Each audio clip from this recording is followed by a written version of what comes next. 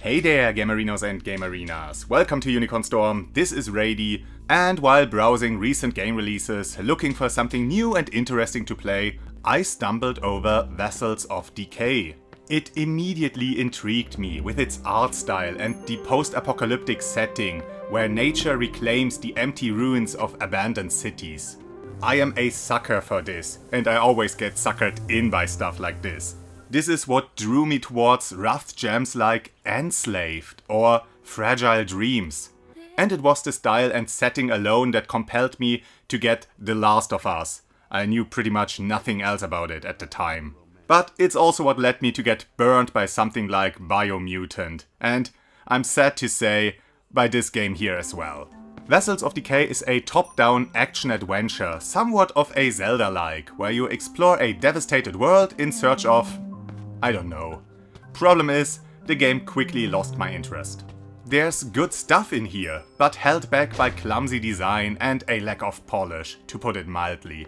Like the atmosphere created by the visual design, by the subdued soundtrack, by the somber narrative and all, is amazing. But the gameplay is so horribly janky. Running around is straightforward. And there it ends.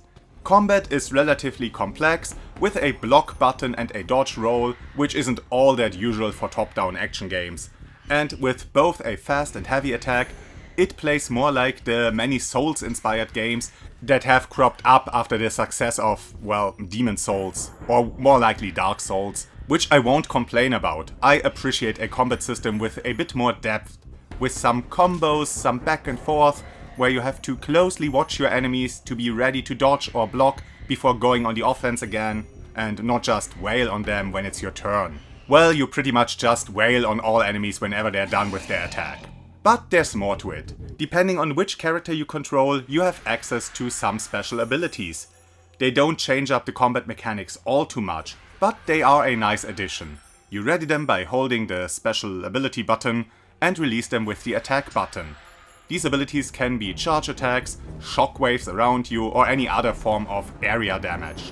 One of your characters has to unlock these abilities through a skill menu, while the other one absorbs these from enemies, which is a really neat mechanic, especially since you not only use these abilities in combat, but also for puzzle solving, so it gives the exploration this feel of ingenuity and makes overcoming these gamey challenges more natural and organic.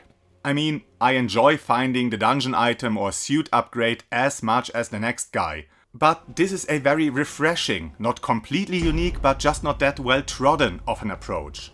But with all that, the combat just isn't that fun. Most enemies just charge at you and huddle around you. There is quite a bit of variety with their attacks, but since you're mostly wailing on them and randomly dodging because you can't really make out the attacks in many instances, you're not really engaging with the different enemy movesets. In single encounters, sure, and there are some neat ways to deal with your foes, but not in groups.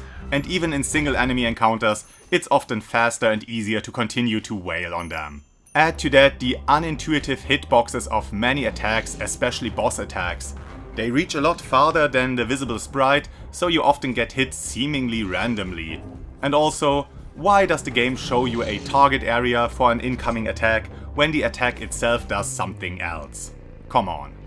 What is nice though is the many different finisher blows. It seems every enemy has a unique finishing animation, and it's fun to trigger each and every one of them at least once. The animations overall are pretty darn great. Like, as simple as the pixel art is, aside from some enemies that surely are just low resolution renders of 3D models and the like, the animations are quite elaborate. They are pretty good. Though with that just comes more problems. During finishing blows, you're not invulnerable to enemy attacks, so while watching these long and beautiful executions, the other fodder enemies just pummel you to death. The good looking climbing animation makes ascending walls feel stiff. You lose control of your character for an uncomfortably long time while the action is still going. It just doesn't feel right. Same with swinging from poles.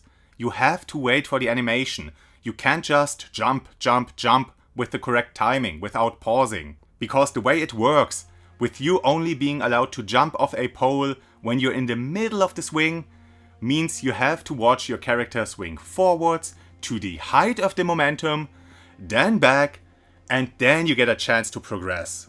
It's clumsy, it kills all momentum, and it just feels plain bad. There are platforming segments where you need to jump over bottomless pits, sometimes during chases, but after a jump your character has this short recovery, so you're stuck in place for a moment. So naturally jumping from platform to platform not only isn't possible, the way it works goes against all your instincts and more likely than not kills you. Well, sends you back. And this already clumsy design is made worse by all the bugs and glitches. Oh man, I have encountered so many of them that it made an already rough experience unbearable. The camera was way too often not able to track my character correctly, or didn't show the whole room, or just fucked off and left me behind. Sometimes when an enemy is ready for a finisher, you don't even need to press the finisher button, but just attacking locks you into an engagement, and if that enemy is out of reach because you hitting them pushed them through a collision box, then you're just running in place for a while until the game notices that this doesn't work. Which might be never. And I had another similar issue after climbing down a wall, when the game set my position inside the wall. But I got out with a bit of fidgeting around. At the start of boss fights, while still in the cutscene, it's possible to immediately receiving damage. And I had this happen repeatedly. I got killed by attacks from invisible enemies, though I think there wasn't actually a different enemy, just that the attacks from one enemy got readied multiple times simultaneously. And during some block pushing puzzle, the game insisted that I didn't want to interact with the statue I was looking at, but the one behind me that was already in the correct place. Repeatedly. And you know, I ran into most of these issues myself with my silly little projects. These are normal problems that crop up during game development, but you know, these things should be fixed by the time you take money for your game. So yeah, at this point, I cannot recommend the game. It's really promising, the atmosphere is great, and there are a lot of creative ideas in here. But right now, it's a beta, disguised as a finished game, and it also costs money. Maybe the devs do the right thing and fix all these problems. It's still a shitty move to release the game in that state, but then at least it will be a functioning game. But yeah, check this before you consider buying the game. But no matter what you do, I wish you a lovely day. This has been Rady, and I hope to see you again on the next game.